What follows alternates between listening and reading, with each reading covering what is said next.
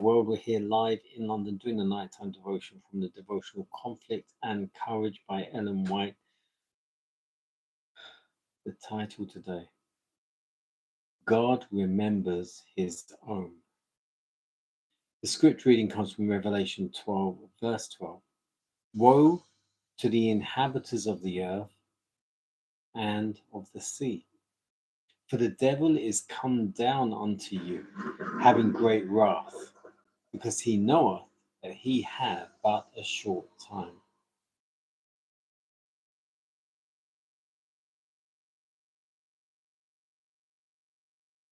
In all ages, God's appointed witnesses have exposed themselves to reproach and persecution for the truth's sake. Joseph was maligned and persecuted.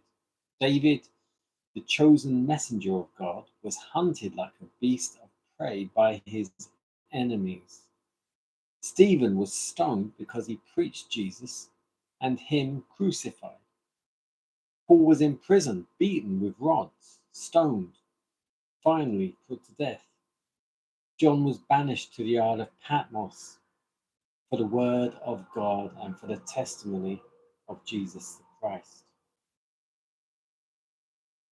These examples of human steadfastness bear witness to the faithfulness of God's promise and of his abiding presence and sustaining grace. They testify to the power of faith to withstand the powers of the world. The season of distress and anguish before us will require a faith that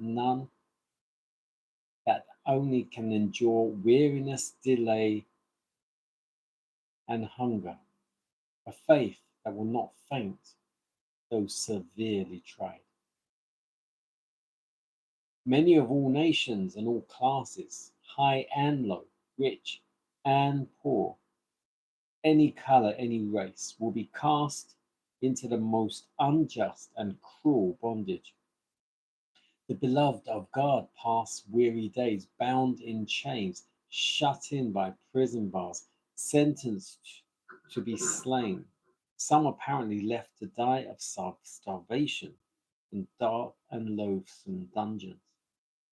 No human hand is ready to lend them help. Will the Lord forget his people in this trying hour?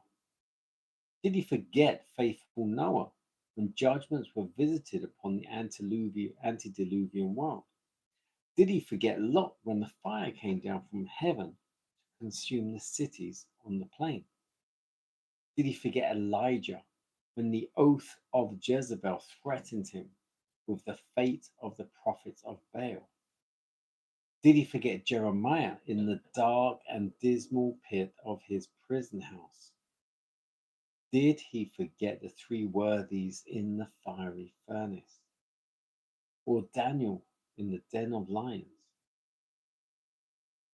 Though enemies may thrust them into prison, yet dungeon walls cannot cut off the communication between their souls and Christ. One who sees their every weakness, who is acquainted with every trial, is above all earthly powers, and angels will come to them in lonely cells, bringing light and peace from heaven.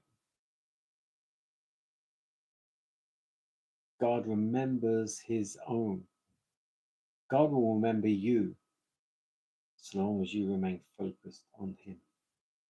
How you are, how you do, everything about you. Remember God, put him first.